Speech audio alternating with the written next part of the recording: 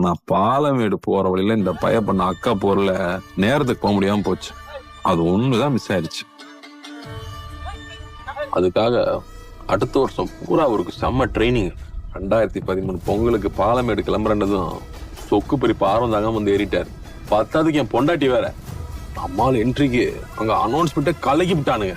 ஜல்லிக்கட்டுல இது வரைக்கும் கருப்பு காலை, வெள்ளை காலை, செவல காலை எல்லாம் வர்றத பாத்திருப்பீங்க.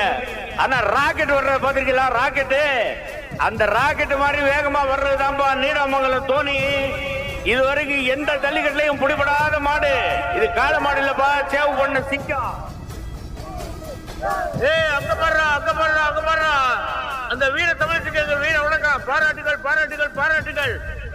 எல்லாரும் கை கட்டி அந்த புள்ளைய உற்சாகப்படுத்த கேட்டுக்கிறேன்.